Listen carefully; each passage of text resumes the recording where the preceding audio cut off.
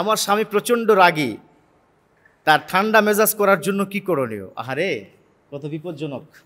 মানে আমার এক বোন হয়তো প্রশ্ন করেছেন। বোন, প্রথমে আপনাকে বলবো ইন্নাল্লাহা মা'আস সাবিরিন, নিশ্চয়ই আল্লাহ ধৈর্যশীলদের সাথে আছে। স্বামীর মেজাজ গরম, অবশ্যই যেই পরিমাণ তাপদাহ, মেজাজ তো গরম হতেই পারে নাকি? তবে তাপদাহ মানেই হচ্ছে মেজাজ গরম হবে। আবার শীতকালে যে মেজাজ ঠান্ডা থাকবে বিষয়টা এমনটা নয়। তবে মেজাজ গরম এবং ঠান্ডা পুরোটাই হচ্ছে ডিপেন্ড করে, ম্যান টু ম্যান ভ্যারি করে। এখন আসুন, মেজাজ খারাপ করলে কি লস নাকি লাভ, এটা আগে দেখব। আমাদের একটা বাংলায় কথা আছে না, রেগে গেলেন তো হেরে গেলেন।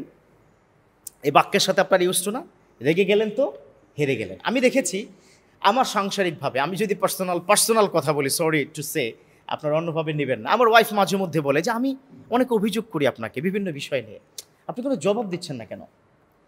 তখন in the time I was talking to my wife যে শোনো, আমি যদি তোমার এই কথার জবাব এই মুহূর্তে দেই তাহলে দেখা যাবে তখন বাজে রাত 11টা, রাত 3টা পর্যন্ত যাবে।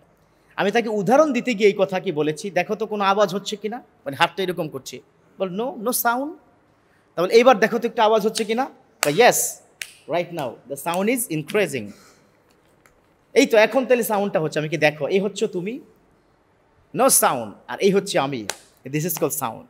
সো আমি যদি তোমার সাথে কথার জবাব দিই, তুমি আমাকে কাউন্টার অ্যাটাক করবে, এরকম সারা রাত ডিবেট হবে, but there is no conclusion, there is no solution. এটার কোনো সমাধান নেই। সমাধান একটা বিষয় আছে, সেটা হচ্ছে কোরআন এবং সুন্নাহ। সমাধান আছে ঠান্ডা মাথায় কাজ করা, সমাধান হচ্ছে অন্যকে শ্রদ্ধা করা, সমাধান হচ্ছে অন্যের কষ্ট বুঝা, সমাধান হচ্ছে ভালোবাসার মধ্যে থাকা। কারণ এটা তো আমার কথা নয়, স্বামী স্ত্রী সম্পর্কে আল্লাহ নিজেই বলেছেন, হুন্না লিবাসুন লাকুম ওয়া আনতুম লিবাসুন লাহুন্না।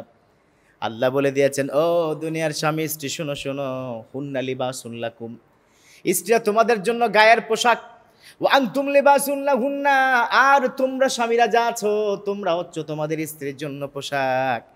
গায়ের পোশাকটা যেমন কেউ যদি টান দিয়ে ছিঁড়ে ফেলতে চায়, তুমি তাকে কিন্তু আক্রমণ করবা, ঠেকাবা। আর যদি গায়ে কেউ যদি ব্লেড দিয়ে পোস্ট মারতে চায়, তার খবর আছে। এই জামাটা তো তোমার, এই জামাটা কেউ নষ্ট করুক যেমন তুমি চাইবে না, রাগ করে ছিঁড়ে ফেলবা না, তেমন স্ত্রী এবং স্বামী তো তোমার, তার সাথে এইভাবে রাগ করা যাবে না। কি সুন্দর উদাহরণ! আল্লাহ বলেছেন হুন্ডা লিবাসুন লাকুম ওয়া আনতুম লিবাসুন লাহুন্না। এই জন্য রাগ আসবেই। আচ্ছা, রাগটা কেন হয়? আমি প্রিয় বোন আপনাকে বলছি, যেহেতু আপনি প্রশ্নটা করেছেন। ফর এক্সাম্পল, বেচারা সকাল 8:30টায় অফিসের গাড়িতে চলে গেল বা এমনিতে গেল। এখন অফিসের গাড়ি কয়জন ইউজ করে? লোকাল বাসে কি কষ্ট করে এই রোদের মধ্যে গেল অফিসে, সারাদিন কষ্ট করে, অথবা ধরেন কি ব্যবসা বাণিজ্য শেষ করে সে যখন সন্ধ্যাবেলা আসলো, আসার পরে শুরুই করেছেন আপনি, আনো না কিল্লাই, আই তো আরে কিচ্ছি, হোলা হাতে মুতি কুড়াই লাইছে, এই টাইপের যদি অবজেকশন আপনি দেন, তাহলে ওই বেচারার মাথা কি ঠিক থাকবে? So no objection.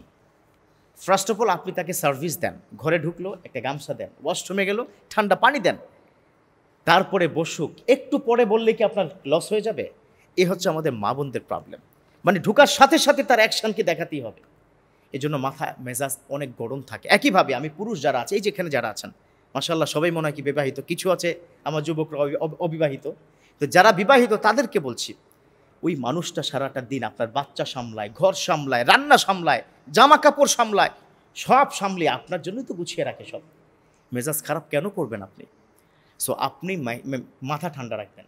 এখন আমার বোন যেহেতু প্রশ্ন করেই ফেলেছে, মেজাজ যদি স্বামী খারাপ করে, তার জন্য একটা ছোট্ট আয়াত আছে, এটা পড়ে আপনি ফু দিবেন, তবে তার সামনে গিয়ে ফু দিবেন না, হালকা করে।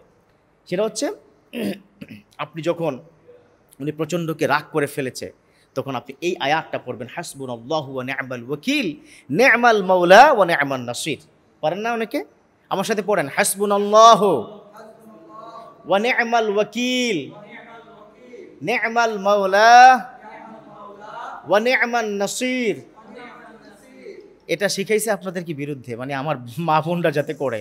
অর্থাৎ আপনারা যখনই আসবে ছোট্ট করে হালকা করে এটা পড়ে ওনার দিকে ইশারায় ফুটা দিবেন, ইনশাল্লাহ দেখবেন মাথা ঠান্ডা হয়ে যাবে। আল্লাহ বুঝার তৌফিক দান করুক, আমিন।